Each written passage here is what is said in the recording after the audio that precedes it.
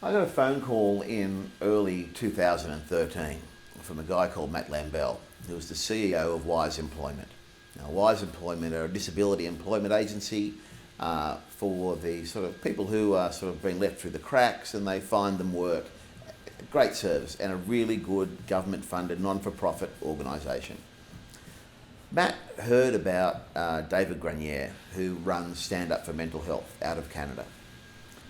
He takes them and he teaches them how to do stand-up about their mental illness. Like he'll teach them how to formulate a joke, how to write a punchline, misdirection. He teaches them all of these skills and then lets them apply those skills to their own mental health journey. And it's an amazing thing. And Matt Lambell contacted him and said, we'd like to bring this concept to Australia. Well, David was over the moon. I am a counselor and a stand-up comic, and I also have depression. And the program I started is called Stand Up for Mental Health, where I teach people like myself who have a mental illness how to do stand-up comedy as a way of building confidence and fighting public stigma. And I've run the class in over 30 cities in Canada and the US and Australia in partnership with organizations, mostly mental health, in those cities. And it started to ramp up, and Wise recruited people who wanted to be part of this incredible program. That's when Matt recruited me as a mentor to these people in Australia, because David was doing this on Canada via Skype. He wanted me to work with the guys on the home front. Number one, because of my stand-up pedigree, and number two, because I have a mental health condition and was able to relate to them and what they were doing. Steve Bedwell was our ambassador. So for those of you who don't know Steve, he's been doing comedy for longer than, anyone's been alive. And he's also has bipolar and has been through a lot of issues with his bipolar. And so he came on board in 2013 as our ambassador. And so he helped us build a profile of the course. And he also helped help the comics and helped mentor the comics. He took them to some open mic nights. And he did that in 2014. And in 2014, our show was in Sydney. So he actually helped not only to mentor the comics, but he was also hired to help put the show together. Got it. So yeah, we really appreciate all the work that Steve's done. So over 13 weeks, these guys all came together, often, and Wise paid for transport, Wise supplied lunch, so they were never out of pocket in any way, shape or form. Got them together and started doing these classes.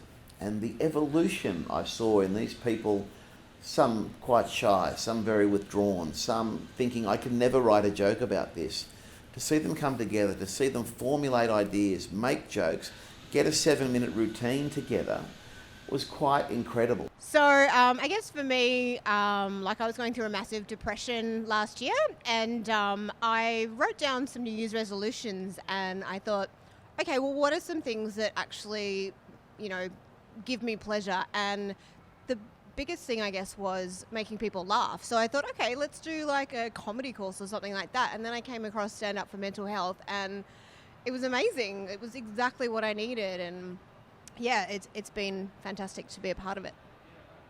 I had been doing stand-up for about 6 months and came across a comedian who had done the course previously, and he showed me David's manual. So David's actually written a manual to go with the course about writing and performing stand-up. So I wrote to David and said, could I purchase a copy of the manual? And he said, sure, have one for free, and would you like to join the course? So he didn't actually ask me if I had a mental illness, but fortunately I have had a lot of depression, so that was just a bonus, really. Remember, there was one woman who had a fear of flying, and she later told me that the day after the course ended, when we did our big show, she had to get on a plane, and she said, my fear was gone. Once I'd done stand-up, I felt like I could do anything. And I thought, man, that would be cool to give that to people who wanted to do comedy, but also who wanted the life-changing experience. Yeah. And so that's what gave me the idea. So suddenly these people have a purpose, and it's working. They're working well. They're working together as a team. It comes together, and in the end, they all come together, or in the Melbourne class, came together to perform at the Edge, at the Deakin Edge at Federation Square. Now, that's 750 people there. These guys with no history of performing stand-up whatsoever, talking about their mental illness, which they'd only ever done to doctors, in front of 750, no, who said 1,000 people, 750 people, was remarkable. When you have a mental illness, a big part of that is the shame around having that illness. So you feel like there's this dark secret that you're carrying.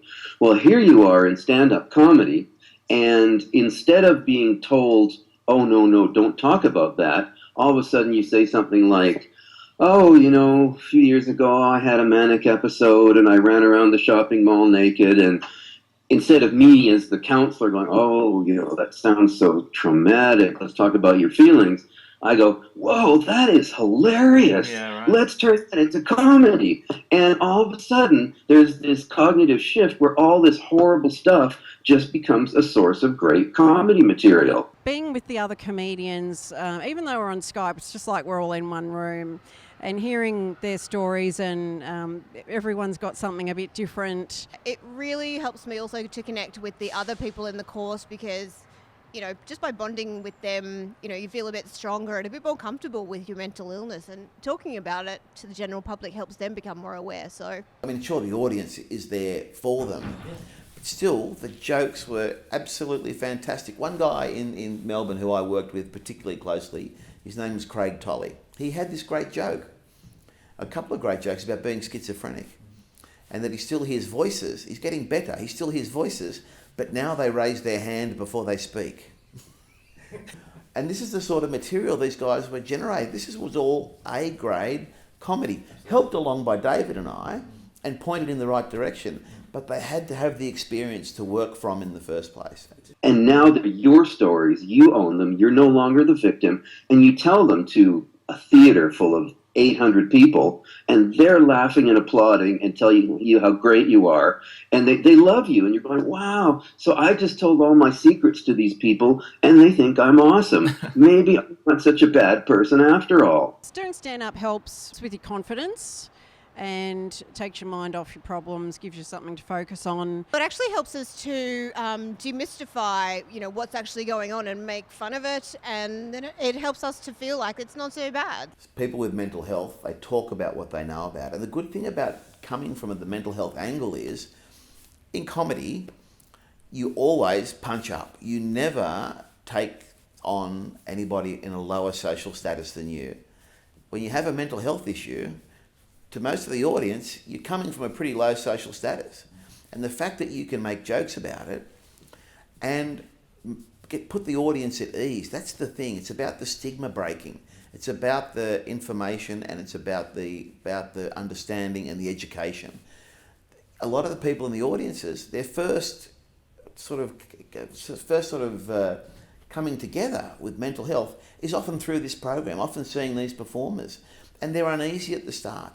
Then something clicks in the audience's mind that says, if they can talk about it, if it's their issue, I have license to laugh. Well, in terms of, is there a line that, can be crossed? In terms of our performances for the Stand Up for Mental Health program, we do need to keep it a little bit more subdued in some circumstances, but we work that through with David. But when we're doing open mics and things like that, it is, all hell can break loose. I don't think there's any rules or anything. I'm just happy to make complete fun of both mental health and myself. As for, is there a line that can be crossed? I think no, but you do have to word your jokes carefully. So I always, and I think all of us under David's guidance, are very careful never to make the victim the butt of the joke. So if you're not talking about yourself, if you're talking about someone else, you don't make the victim the butt of the joke. You make a joke about the illness or about some other aspect. I think it depends on how you talk about it. So, for example, I've attempted suicide at one point in my life. So I talk about that in my act. Now, I'm not making fun of people who have attempted. I'm telling my story. So I think in that way, all that stuff works. And it's like you're speaking for them. You're saying all the things that they wish they could say, and you're giving them courage.